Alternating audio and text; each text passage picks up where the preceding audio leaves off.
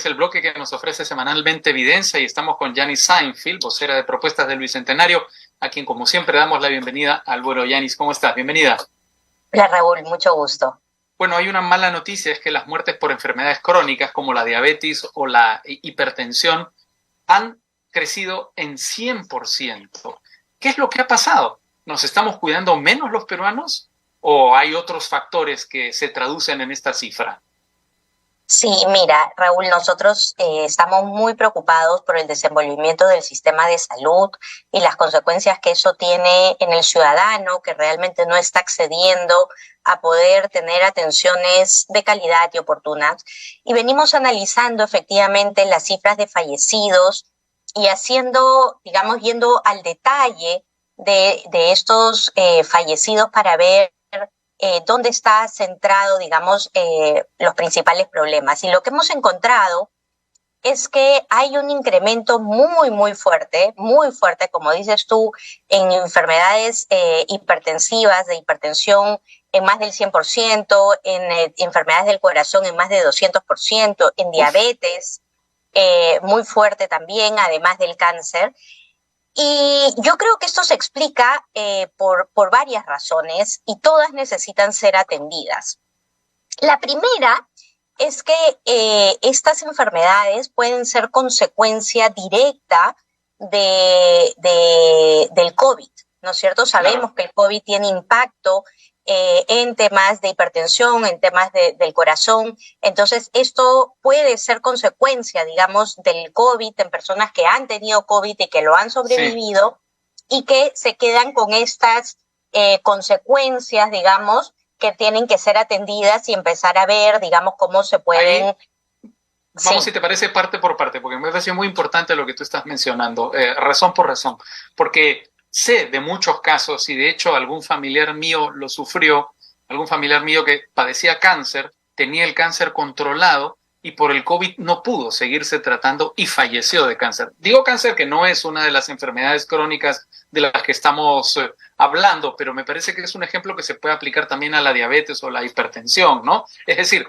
mucha gente, por razones del COVID, como los hospitales estaban cerrados, como los médicos estaban concentrados en combatir la pandemia, no pudieron tratarse y en muchos casos eso se tradujo en un fallecimiento.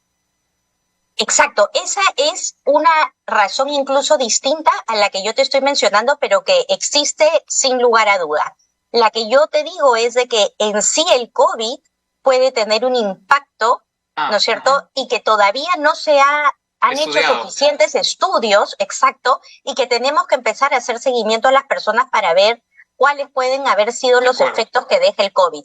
El segundo factor es como tú dices, se cerraron los establecimientos del primer nivel, los hospitales están saturados y puede haber habido un empeoramiento de la enfermedad por falta de control, ¿no? Lo cual nos lleva, digamos, a esta conclusión, digamos, obviamente ex post, pero que ya la sabíamos en su momento, de lo trágico que fue el cierre de los establecimientos y cómo todavía el sistema de salud no se recupera. Y eso va a mi segunda razón, que es la mala situación del sistema de salud en sí.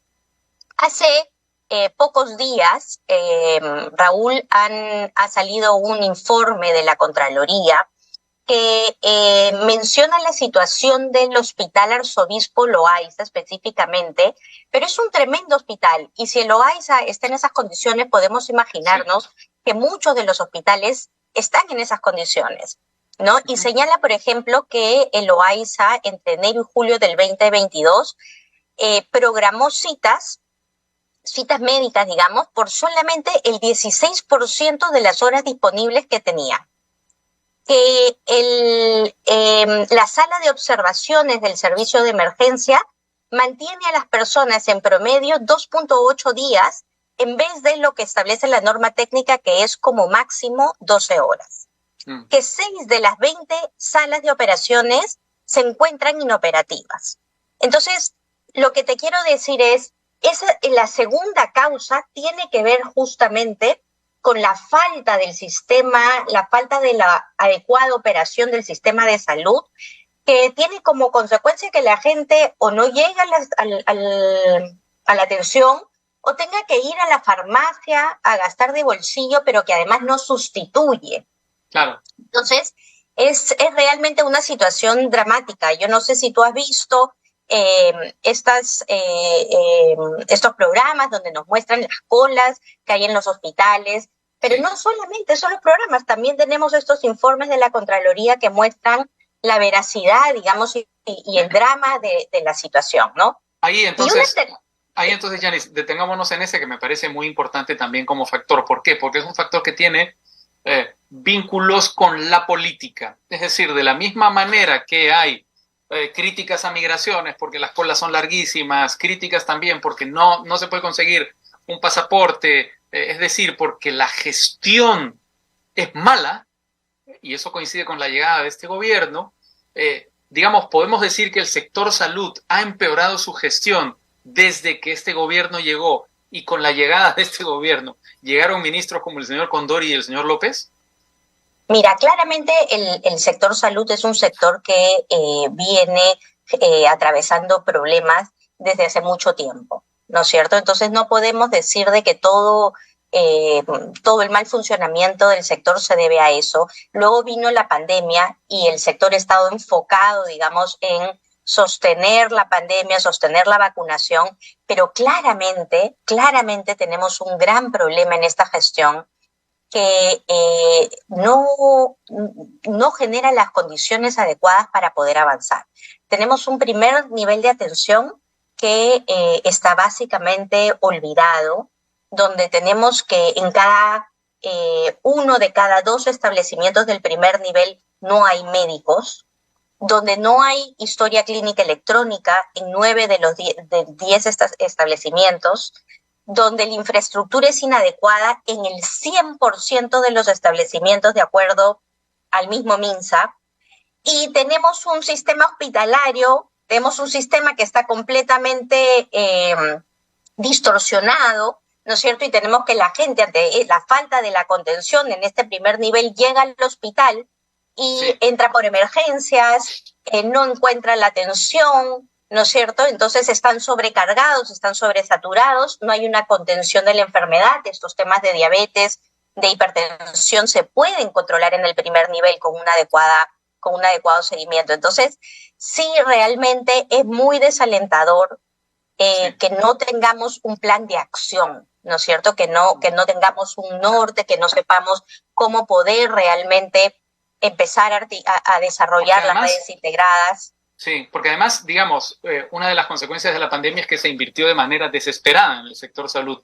Por eso me sorprende lo que dices. Uno habría esperado que habría mejorado, aunque sea mínimamente, la situación de los establecimientos de salud. Quizá la inversión fue en respiradores, en oxígenos, en camas UCI, pero no en el verdadero fondo del problema. Y porque tampoco yo creo que acá la obligación que tiene el MINSA como ente rector, como el que dirige la política de salud, es justamente tener una visión de hacia dónde tenemos que ir.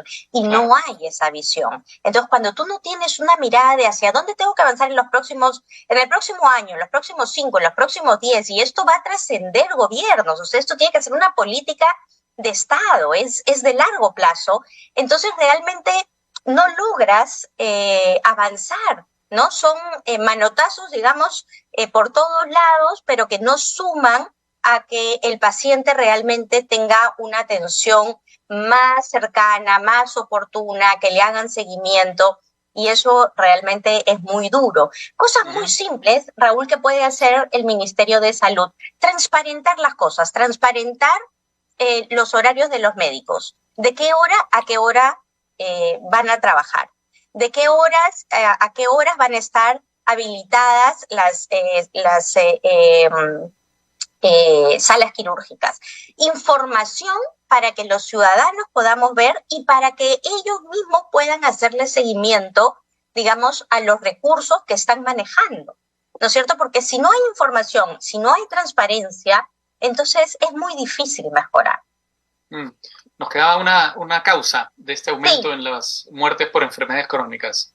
Sí, yo creo que, digamos, una causa era la directa por el impacto del COVID, y la segunda es también las causas indirectas que ha generado el COVID, que tienen que ver con estilos de vida que hemos tenido por varios años, que llevan, digamos, a mucho estrés, ¿no es cierto? Las personas estamos claramente ahora más estresadas, los jóvenes están más estresados, el impacto de la pandemia ha sido muy duro y yo creo que no vamos a ver no vamos a terminar, digamos, de ver ese impacto hasta dentro de muchos años, ¿no es cierto? Pero creo que ese nivel de estrés afecta, obviamente, temas de hipertensión, temas del corazón, el sedentarismo, la mayor obesidad. Entonces, estas razones, digamos, que son un poco más indirectas, pero que son consecuencia del COVID y a las cuales también le tenemos que prestar atención, no solamente desde el sistema de salud, pero también porque el sistema de salud tiene que tener